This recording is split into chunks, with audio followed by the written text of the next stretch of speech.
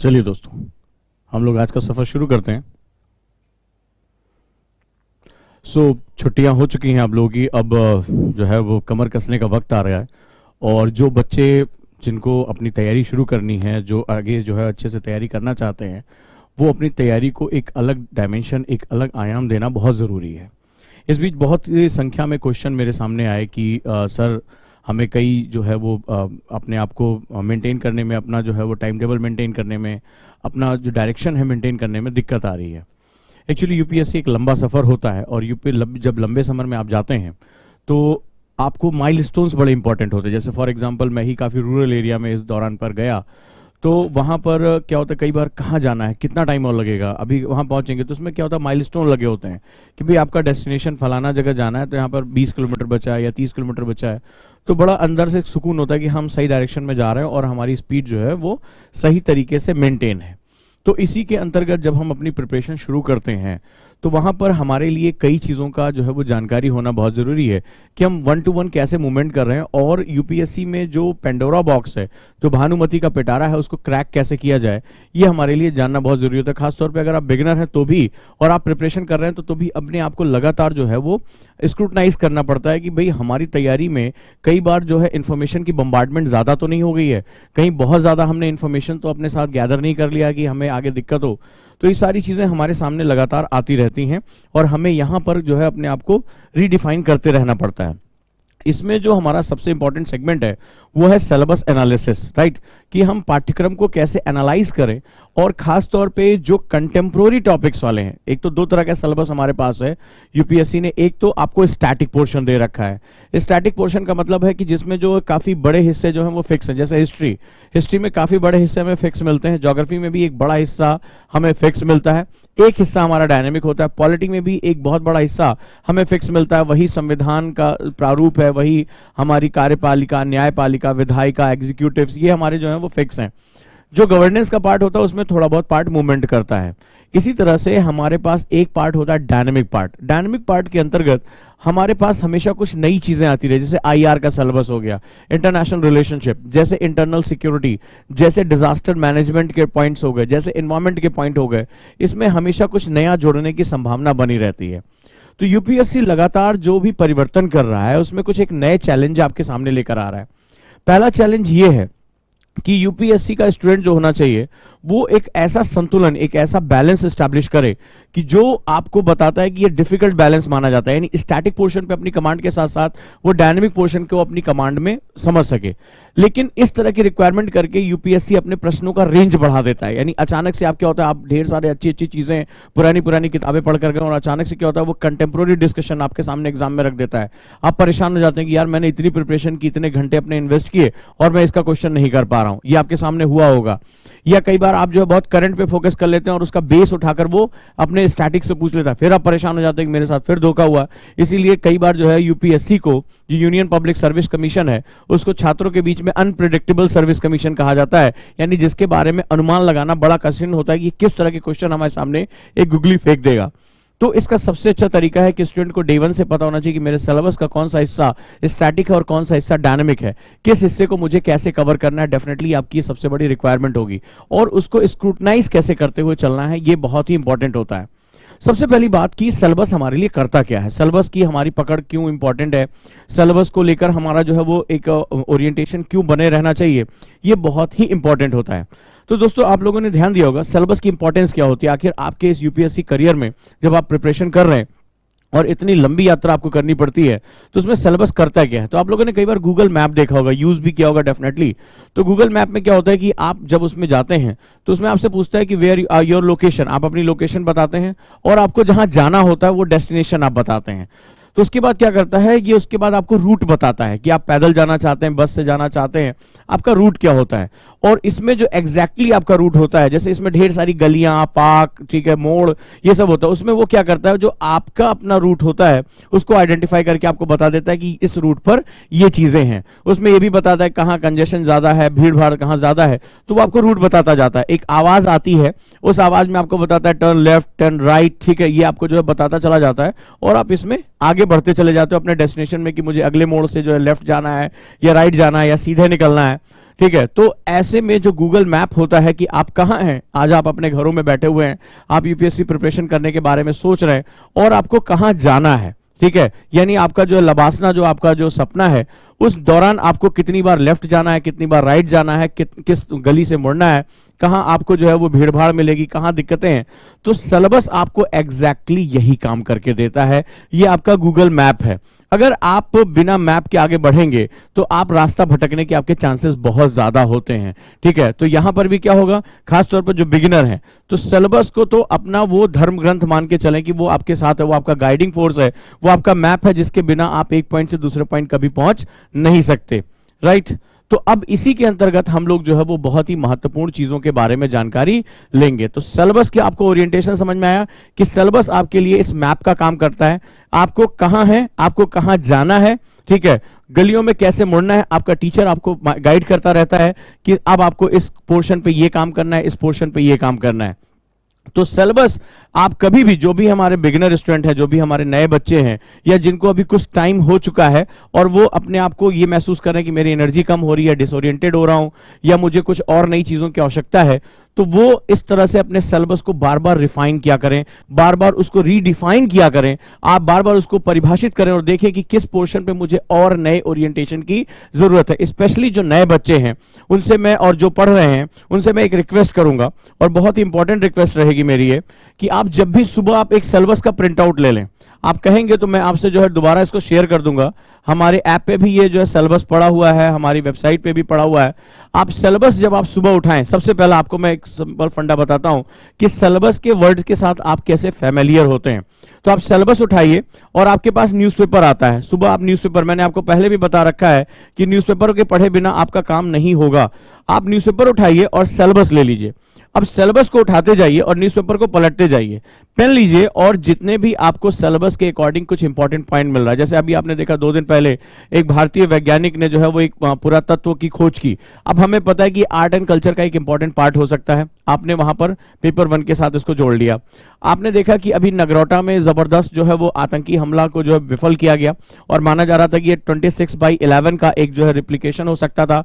कश्मीर में जो वहां पर चुनाव हो रहे हैं उसको बाधित करने की कोशिश, तो ये हमारे इंटरनल सिक्योरिटी का एक आपने उठाया और वहां पर उसको मेंशन कर लिया सिलेबस के हिसाब से।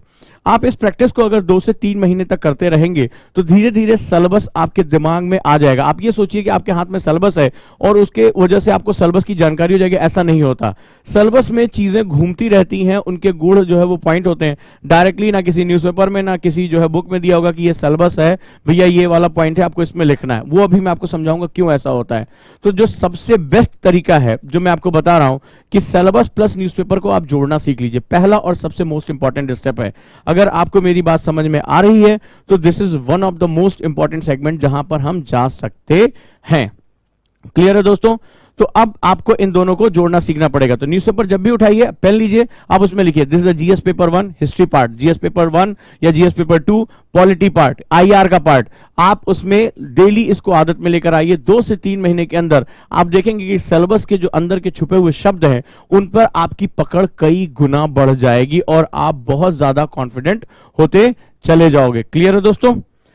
यहां तक बात मेरी ओके है? चलिए, अब हम, अगर यहां तक बात ओके है तो अब हम आगे बढ़ते हैं और इसको और समझने की कोशिश करते हैं गंभीरता से।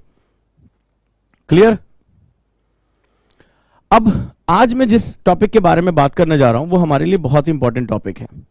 आपने देखा होगा पाकिस्तान भारत को डिस्टेबलाइज करने के लिए लगातार आतंकी भेजता रहता है, और सिर्फ बॉर्डर से नहीं, आपने देखा होगा भारत के कई हिस्सों में नक्सली हमले होते रहते हैं और भारत के कई हिस्सों में लगातार जो है इस तरह की आतंकी घटनाएं होती हैं। हमारे सिक्योरिटी पर्सनल्स बड़ी मात्रा में उनकी जो है वो हानि होती है, और भारत के कई हिस्सों में लगातार जो है वो दंगे होते रहते हैं। आज आपको समझ में आ गया होगा कि मैं आपसे डिस्कस करने जा रहा हूं इंटरनल सिक्योरिटी का सिलेबस, कि इंटरनल सिक्योरिटी यानी आंतरिक सुरक्षा का सिलेबस क्या होता है। और सबसे बड़ी बात है कि इसको मैं डायनेमिक सिलेबस के अंतर्गत क्यों रखता हूं, क्योंकि स्टैटिक सिलेबस का ज्यादातर हिस्सा मैं आपसे पहले भी सिलेबस एनालिसिस की क्लासेस में डिस्कस कर चुका हूं। तो स्टैटिक सिलेबस में काफी कुछ स्टैटिक होता है, टीचर उसके साथ अपना काम करते चले जा रहे हैं। आज हम बात करेंगे डायनेमिक सिलेबस क्या होता है, क्योंकि डायनेमिक सिलेबस में कई बार बहुत गूढ़ जो है घटनाएं छुपी होती हैं। छोटी छोटी घटनाओं को वो उठाते हैं और क्वेश्चन बनाना शुरू कर देते हैं, और डायनेमिक सिलेबस पे हमें लगातार गतिशील रहते हुए, लगातार मूवमेंट करते हुए अपनी एक पकड़ बनानी पड़ती है। दोस्तों, अगर आज मैं आपसे बात करने जा रहा हूं आंतरिक सुरक्षा यानी इंटरनल सिक्योरिटी के सिलेबस के बारे में, right, internal security, right, internal security के बारे में, लेकिन जब मैं सिक्योरिटी वर्ड यूज करता हूं यानी आंतरिक सुरक्षा, जब सुरक्षा शब्द इस्तेमाल में करता हूं तो इसके बड़े गहरे निहितार्थ होते हैं। पहले तो आपको किसी भी यूपीएससी में दिए गए शब्द का सही और यथार्थ मतलब पता होना चाहिए। सही का मतलब होता है एक्यूरेट क्या है, और यथार्थ का मतलब होता है प्रेजेंट कंटेक्स्ट में ये कितना ही जो है वो वैल्यूएबल है, कितना जो है ये रिलेटिव है। तो इन दोनों चीजों को, एक तो मुझे सही मतलब पता होना चाहिए कि जिस शब्द का मैं इस्तेमाल कर रहा हूं या कर रही हूं वो शब्द का सही मतलब क्या है। दूसरा, ये प्रेजेंट कंटेक्स्ट में ये कितना महत्वपूर्ण है। जब मैं प्रेजेंट कंटेक्स्ट बात करता हूं, कई लोगों को ये पता ही नहीं होता है कि प्रेजेंट कंटेक्स्ट में किसी भी चीज को हम कैसे इस्तेमाल करते हैं, यानी वर्तमान समय में वो गतिशील कहां। अब जैसे भारत की विदेश नीति है, मैं आपसे एक छोटा सा एग्जांपल लेता हूं, आईआर की बात करें तो अगर आप पुरानी किताबें देखोगे तो हमारी विदेश नीति ज्यादातर पाकिस्तान ओरिएंटेड रही है, लेकिन पिछले 2-3 सालों में अगर आपने देखा होगा, अगर आप मोदी डॉक्ट्राइन के बारे में पढ़ेंगे तो वहां आप पढ़ेंगे कि हमारी पॉलिसी में अब पाकिस्तान उतना महत्वपूर्ण नहीं रह गया जितना हमारे लिए एक अमेरिका और दूसरा चाइना, ये दो बहुत महत्वपूर्ण होते चले गए हैं। और ये हमें बताता है कि हमारा जो एम्बिशंस है, हमारी जो महत्वाकांक्षाएं हैं, एस्पिरेशंस हैं, वो हमारा कम से कम दक्षिण एशिया और हिंद प्रशांत क्षेत्र में बहुत ऊपर है। अगर स्टूडेंट इसको प्रेजेंट कंटेक्स्ट में सिर्फ कि आईआर में पाकिस्तान के बारे में पढ़ना है, अगर वो इस कंटेक्स्ट में इसको पढ़ता रहेगा तो वो कभी भी वर्तमान समय के जो प्रश्न हैं उनको पकड़ नहीं पाएगा। वर्तमान समय के प्रेजेंट कंटेक्स्ट के जो वर्ड होते हैं उनके लिए हमें समझना पड़ेगा कि हमारी पॉलिसी, हमारी इकोनॉमी, हमारी सोसाइटी, हमारी गवर्नेंस, हमारा जितना भी, चाहे वो इंटरनल सेगमेंट्स हो चाहे एक्सटर्नल सेगमेंट्स हो, उनकी शिफ्टिंग किधर हो रही है, हम किधर की तरफ जा रहे हैं।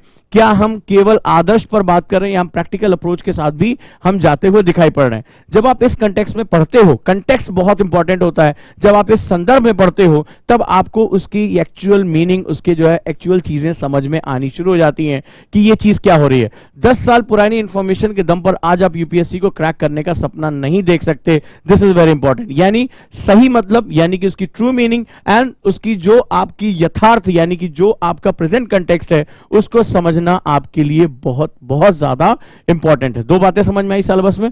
चलिए अब हम इसके अगले चरण में पहुंचते हैं और हम बात करते हैं कि इसको क्यों मैं डायनेमिक सिलेबस कहता हूं। डायनेमिक, ये सिलेबस का कौन सा पार्ट है? मैंने आपको बताया सिलेबस में 2 पार्ट हैं, एक आपका स्टैटिक और दूसरा होता है डायनेमिक पोर्शन। ये बहुत इंपॉर्टेंट होता है और हमारे स्टूडेंट ज्यादातर मैंने जो देखा है जो फंस जाते हैं वो इस वजह से फंस जाते हैं कि वो डायनेमिक पोर्शन को उसके प्रेजेंट कंटेक्स्ट में समझ नहीं पाते हैं और वो वहां पर उनके जो मार्क्स होते हैं वो अपेक्षाकृत कम हो जाते हैं। आइए मैं बात करता हूं इसको मैं डायनेमिक क्यों कहता हूं और इंटरनल सिक्योरिटी जो है वो क्यों प्रेजेंट कंटेक्स्ट में बड़ी इंपॉर्टेंट हो जाती है, कौन कौन से हमारे पास सेगमेंट्स अवेलेबल हैं। जब मैं किसी भी राष्ट्र के बारे में बात करता हूं, इन एनी नेशन, ठीक है, अगर मैं किसी भी जो है वो कंट्री के बारे में बात कर रहा हूं तो उसके सामने 5 सुरक्षाएं बड़ी इंपॉर्टेंट होती है। 5 टाइप ऑफ सिक्योरिटी उसको कंसर्न करना पड़ता है और ये 5 टाइप ऑफ कंसर्न जो होते हैं वो बहुत इंपॉर्टेंट कंसर्न होते हैं। वो अमेरिका के लिए भी उतने महत्वपूर्ण है, चाइना के लिए भी उतने इंपॉर्टेंट है और हमारे लिए भी उतने ही महत्वपूर्ण है। इनके साथ कोई भी समझौता नहीं किया जा सकता, ये बात आप समझिए। 5 तरह की सुरक्षाएं ऐसी होती जिस पर कभी भी कोई क्वेश्चंस नहीं किए जाते हैं। पहला, जिसको हम लोग बोलते हैं नेशनल सिक्योरिटी यानी राष्ट्रीय सुरक्षा।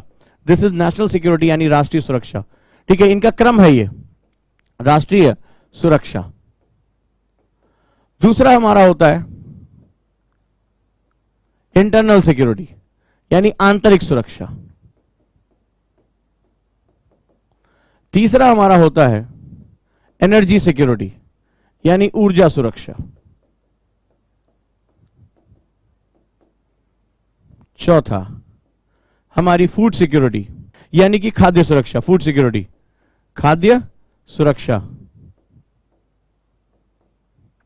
और इसके बाद होता है लिवलीहुड सिक्योरिटी यानी आजीविका सुरक्षा।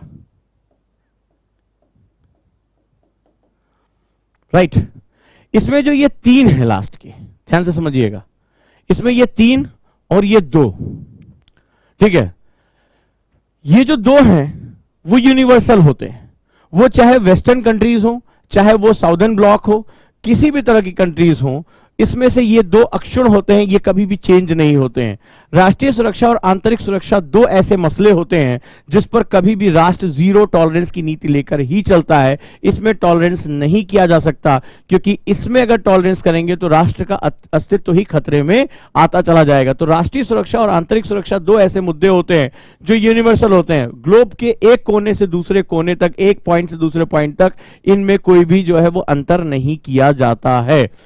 लास्ट के जो 3 पॉइंट हैं ये वेरिएबल्स होते हैं, ये कंट्री टू कंट्री मूवमेंट करते हैं। जैसे किसी भी कंट्री के पास, उसके पास जैसे अमेरिका, खाने पीने की कोई कमी नहीं है, तो वो अपनी एनर्जी सिक्योरिटी, अपनी लिवलीहुड सिक्योरिटी, अब अमेरिका के लिए इसमें उसके पास पर्याप्त ऊर्जा के संसाधन है, उसके पास तेल है, बड़े बड़े प्रेरी के खेत हैं, उसको कोई टेंशन नहीं है, उसके लिए आजीविका सुरक्षा ऊपर आ जाती है। भारत भी जब 1965 हरित क्रांति से पहले के हिस्से में जो इसकी खाद्य सुरक्षा थी वो ऊपर थी, और ऊर्जा सुरक्षा और आजीविका सुरक्षा नीचे की तरफ थी। कोई एक ऐसी कंट्री है जैसे मान लो अफ्रीका के देश हैं, तो अफ्रीका के देशों को अभी जो है वो एनर्जी सिक्योरिटी यानी कि तेल और ये सारी चीजों से पहले ज्यादा जरूरत है जिंदा रहने की। वहां माए कहती है कि मेरा बेटा जो है, मेरी संतान केवल जिंदा रह जाए, इससे बड़ी मुझे कोई अचीवमेंट नहीं है। तो उनके लिए खाद्य सुरक्षा ऊपर हो जाती है। यानी कि जो लास्ट के 3 पॉइंट हैं ये country to country, situation to situation vary करते हैं। जैसे भारत, आज भारत की ऊर्जा जरूरतें बहुत ज्यादा हैं, भारत एक उभरती हुई अर्थव्यवस्था है, और ऐसी कंडीशन में उसकी एनर्जी सिक्योरिटी एक बहुत बड़ी नीड है। क्लियर है? उसकी ऊर्जा सुरक्षा एक बहुत बड़ी नीड है। कभी भारत के लिए खाद्य सुरक्षा सबसे बड़ी नीड हुआ करती थी, ऐसे ही आजीविका सुरक्षा भी हमारे लिए एक बहुत बड़ी नीड होती चली जाती है। ये 5 ऐसे पॉइंट है दोस्तों जिससे राष्ट्र कभी भी जो है वो समझौता नहीं कर सकता, और ये मोस्ट डायनेमिक टॉपिक माने जाते हैं यूपीएससी में, मोस्ट डायनेमिक टॉपिक। यहां से इतने क्वेश्चन बनकर आते हैं हर साल, आप इनमें पूरे के पूरे पेपर के बड़े से बड़े हिस्से को इसमें गूंथ सकते हो, इसमें टू द पॉइंट लेकर अटैच कर सकते हो। तो ये 5 सुरक्षाओं का हमेशा ध्यान रखिएगा। आज उसी के बारे में बात करने जा रहा हूं, आंतरिक सुरक्षा। मैंने कहा ना, इसमें जीरो टॉलरेंस की नीति किसी भी राष्ट्र की होती है, वो कोई भी देश हो, चाहे अफ्रीका महाद्वीप हो, चाहे ऑस्ट्रेलिया हो, चाहे यूरोप हो, अमेरिका हो या एशिया हो, कभी भी इन दोनों के साथ कभी भी कोई देश समझौता नहीं कर सकता। क्योंकि अगर इन दोनों के साथ कोई भी अगर समझौता हुआ, कोई भी आपने इसके साथ जो है वो इब्बट किया, तो बाकी सारी सुरक्षाएं अपने आप खत्म हो जाएंगी। और जो कई देश तबाह हुए उसके पीछे सबसे बड़ा कारण यही रहा है। चलिए हम आगे बढ़ते हैं, और आगे बढ़ते हुए हम इसके नेक्स्ट पॉइंट की तरफ पहुंच जाते हैं। क्लियर है दोस्तों? तो अब हम लोग आंतरिक सुरक्षा के बारे में बात करने जा रहे हैं, और यहां पर इंटरनल सिक्योरिटी एक बड़ा इंपॉर्टेंट हमारा चैलेंज होता है। तो जैसे आप जानते हैं कि हमारा देश कई तरह की चुनौतियों के साथ घिर रहा है। कई बार मैंने बच्चों से बात किया, उन्हें लगता है कि साहब जो पाकिस्तान की तरफ से आतंकवाद हो रहा है वही इंटरनल सिक्योरिटी का खतरा है, लेकिन इंटरनल सिक्योरिटी का खतरा लगातार अपने चेहरे बदलता है। ये खतरा तो उस बच्ची को भी है जो अभी अपने कॉलेज के लिए निकल रही है और रास्ते में उसको कोई गोली मार दे रहा है, या उसको जो है वो सेक्सुअल हैरेसमेंट जैसी भयानक और बहुत घृणित घटनाओं का सामना करना पड़ रहा है। उस महिला के लिए जो वर्क प्लेस पे जाना तो चाहती है, लेकिन सेक्सुअल हैरेसमेंट के केस की वजह से या उसके खतरे की वजह से वो उसके पेरेंट्स उसको जाना अलाउ नहीं करते हैं। या उस तरह की जहां पर जो है वो दो धार्मिक समुदाय एक दूसरे के साथ गुस्से में होकर खून के प्यासे हो जाते हैं और एक दूसरे की हत्याएं कर देते हैं।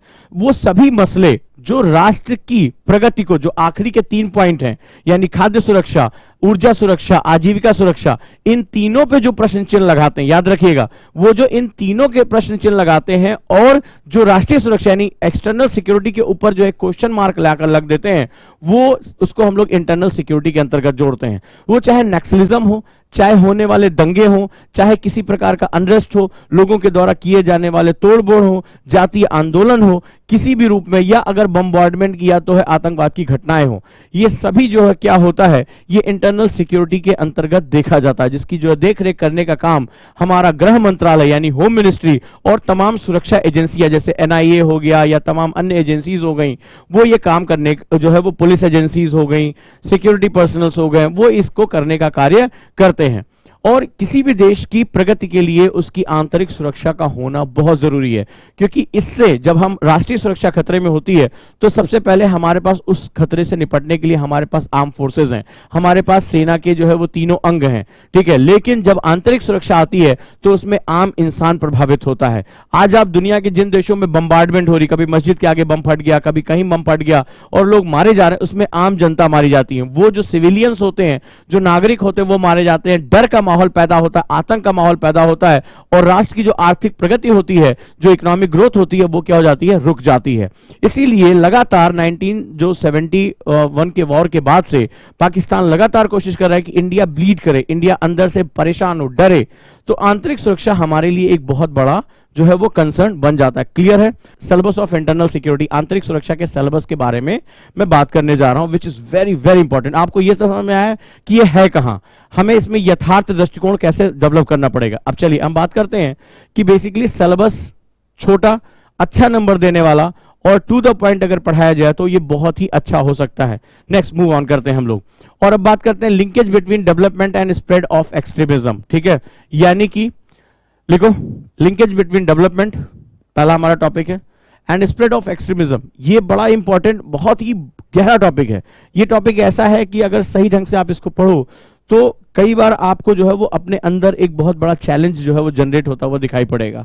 ठीक है, लिखो, विकास और अतिवाद के प्रसार में, विकास और अतिवाद के प्रसार में संबंध, प्रसार में संबंध।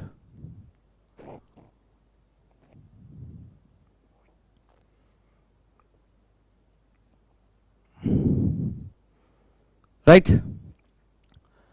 क्या मतलब है इसका, क्या कहना चाह रहा है? ये कह रहा है कि कई बार राष्ट्र जो है विकास करता है, लेकिन विकास के इस चक्कर में वो कई लोगों की आजीविका, कई लोगों के जीने का संसाधन सब कुछ छीन लेता है।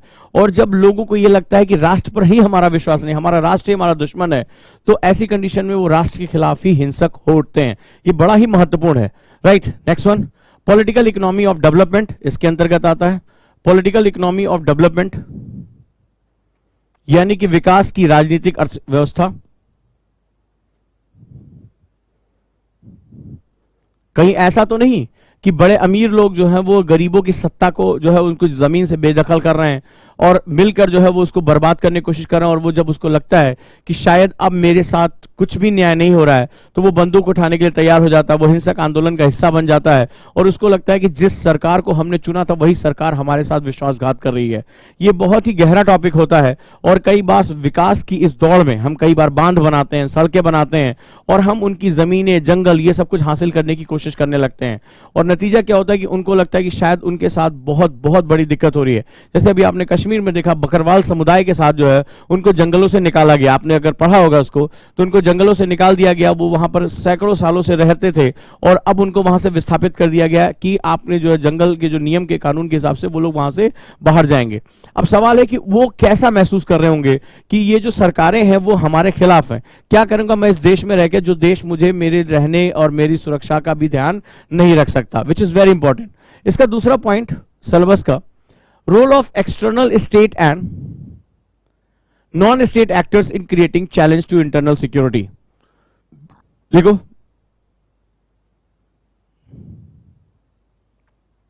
आंतरिक सुरक्षा के सम्मुख, आंतरिक सुरक्षा के सम्मुख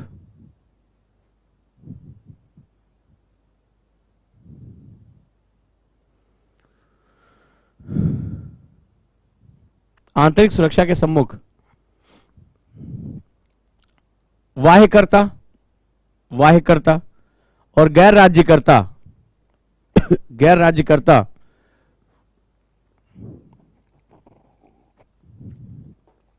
की भूमिका क्या है, की भूमिका बहुत गहरा टॉपिक है। कौन है स्टेट एक्टर्स और कौन है नॉन स्टेट एक्टर्स? कभी आपने देखा होगा कि जब कभी आप मीडिया खोलते हैं, चैनल खोलते हैं, न्यूज चैनल, आप देखते हैं कि पाकिस्तान की बड़ी बुराई की जाती है, ये कर दिया, वो कर दिया, पाकिस्तान ने ऐसा कर दिया, भारत ने ऐसा कर दिया। कई बार खबरों में आया कि शायद ये टीआरपी के लालच में कई बार भारत और पाकिस्तान के बीच में जबरदस्त तनाव ये पैदा कर देते हैं। कौन है ये और क्यों ये तनाव पैदा कर रहे हैं? क्यों सनसनी फैलाने से इनको जो है बहुत फायदा होता है और दो देशों के रिश्तों को ये सामान्य नहीं होने देते? क्यों हाफिज सईद जैसा नॉन स्टेट एक्टर जो है, जिसको राज्य जो है वो क्या कर रहा है, जब भी भारत और पाकिस्तान वार्ता करने पे आते हैं तो वो आतंकवाद की एक नई जो है वो चुनौती हमारे सामने खड़ी कर देता है। ये एक हमारे लिए एक बहुत बड़ा चैलेंज है। नेक्स्ट वन हमारा है security challenges and there management in border areas. ठीक है, सबसे बड़ा महत्वपूर्ण सेगमेंट है कि सीमावर्ती क्षेत्रों में, अब सीमावर्ती में हमारा जो है वो नॉर्थ का भी एरिया आता है, हमारा कोस्टल एरिया, और हमारा नॉर्थ ईस्ट का एरिया यानी उत्तर पूर्व का एरिया भी आता है। देखो, security challenges and there management in border area, सीमावर्ती क्षेत्रों में सुरक्षा की चुनौतियां तथा उनका प्रबंधन।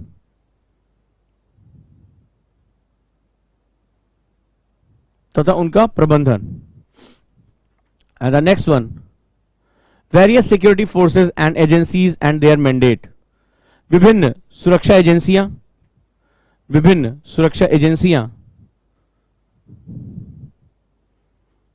तथा उनके मैंडेट और नियमावलियां कैसे काम करते हैं। पुलिस के पास कौन सी शक्तियां हैं, पुलिस आंतरिक सुरक्षा के लिए कैसे जिम्मेदार है, अदर सिक्योरिटी फोर्सेस जैसे बॉर्डर सिक्योरिटी फोर्सेस, बीएसएफ, ये तमाम अन्य जो है शक्तियां वो किस प्रकार हमारे लिए, सीआईएसएफ कैसे काम करती हैं, इनके अधिकार क्या है, इनके मंत्रालय कौन से हैं, ये किस प्रकार से भारतीय सुरक्षा में एक बहुत ही बड़ा इंपॉर्टेंट एक जो है वो सेगमेंट लेकर चलती हैं।